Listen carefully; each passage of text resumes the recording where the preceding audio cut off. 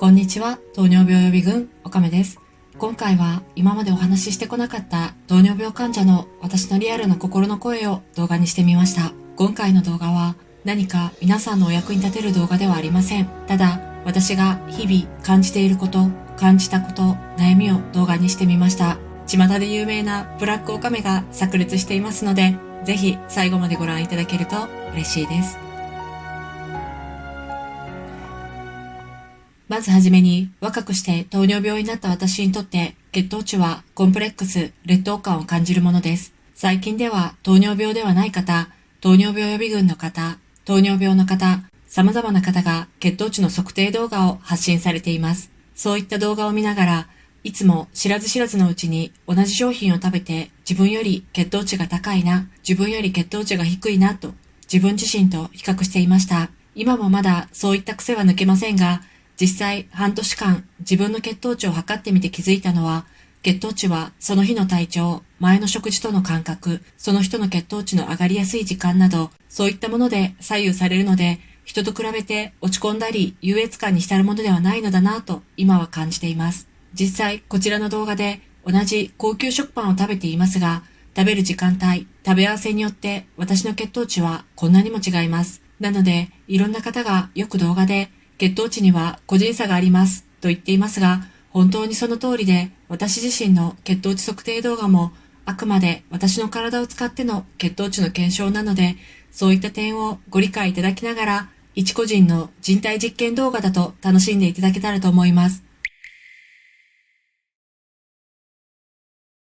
動画を発信していると様々な方からコメントやメッセージ、ツイートをいただきます。ほとんどはとてもためになるアドバイスや経験談です。そして時々ご自身の切実な気持ちや悩みなどを聞かせてくださる方もいます。中には心ない言葉に怒りや悲しみを覚えることもありました。糖尿病になったら人生は終わりだと糖尿病になったことを馬鹿にする人、同じ糖尿病患者でも糖質を摂取する選択をしている私に糖質を摂取してお先にどうぞという声をかける人、時に動画とは関係ないボディラインに関することを言われ、言わないでほしいと言うと褒め言葉ですと言われた時には絶句するしかありませんでした。そういったコメントにも返信をしていましたが、ある日ブラックすぎるお米が発動してしまった時の私のコメントの返信はこちらです。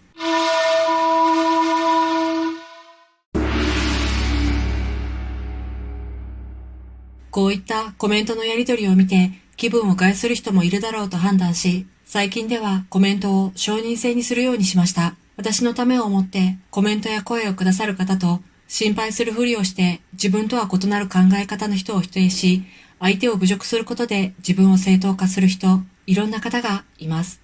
はじめはそんな後者の人たちに腹を立てていましたが、今は暇な人たちなんだなと思い、そういったコメントはすぐに削除し、よっぽどであればコメントしても反映されないようにしています。私の大切な時間と感情をどうでもいい人に使わないようにしようと最近では考えています。また、最近仕事を始めコメントの返信ができていませんが、いただいたコメントはとても大切に読ませていただいています。今回こちらのメッセージはコメントが反映されている方々に向けてのメッセージではないので、どうか気分を害さないでください。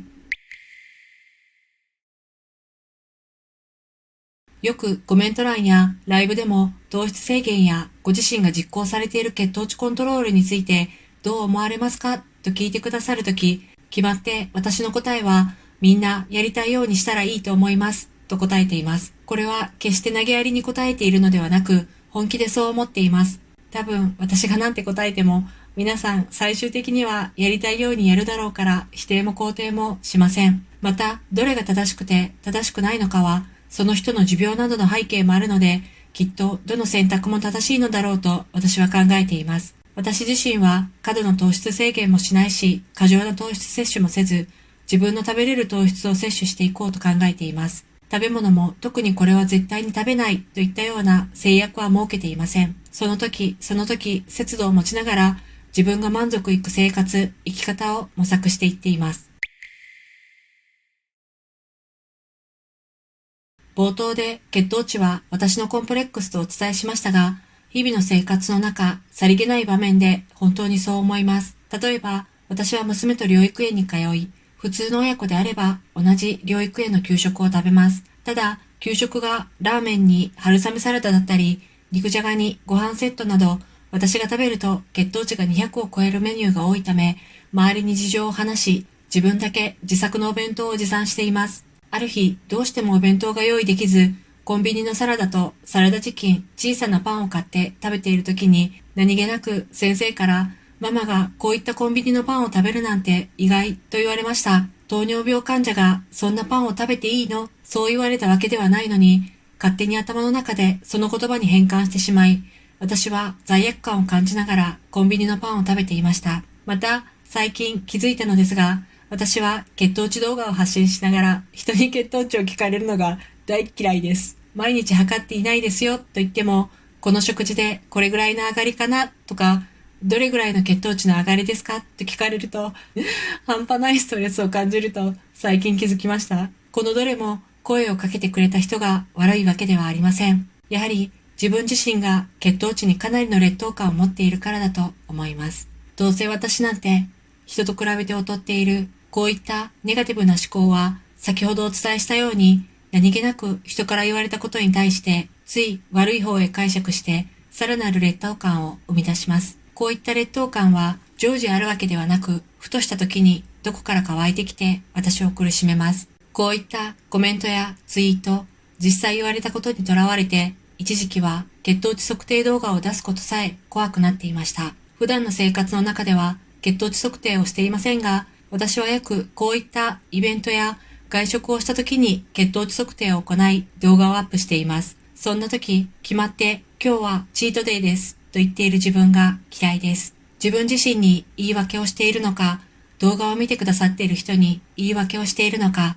自分のこの言葉が糖尿病患者にとって食べることは罪になると言っているようで、人から言われて傷つく言葉を自ら発信していることに矛盾を感じていました。私と同じように若くして糖尿病予備軍、糖尿病になった方で食べることに罪悪感を持たれている方は多いのではないでしょうか。糖尿病患者にとって一番大切なことは合併症を発症させないことです。きっと私と同じように糖尿病患者のメンタルを苦しめるもの、それはこれからの人生に長く続く合併症の恐怖と糖尿病患者に向けられる偏見です。その偏見は自分自身の中にも存在していると理解しています。今回この動画でお伝えしたいことは、私自身血糖値に関するコンプレックスや劣等感とどう向き合って折り合いをつけていけばいいのか悩みながら動画を作成しているということです。いつも動画やライブではバカなことをしている私でも時にはそういった劣等感に押しつぶされそうな時があります。なので、もし私と同じように糖尿病に悩まれている方がこの動画を見てくださっていたら、血糖値コントロール頑張っていたのに思うような数値じゃなくて落ち込んでいる人が見てくださっていたら、自分を責めないでください。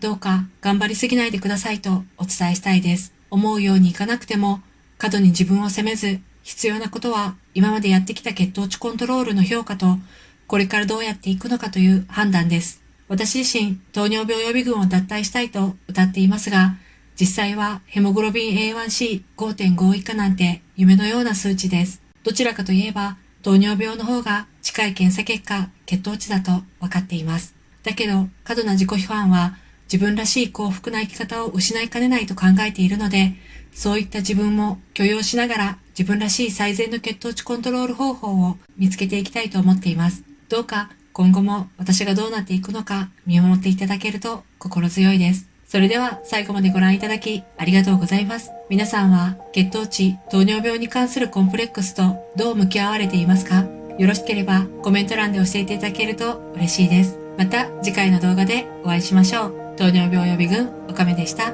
いつも本当にありがとうございます。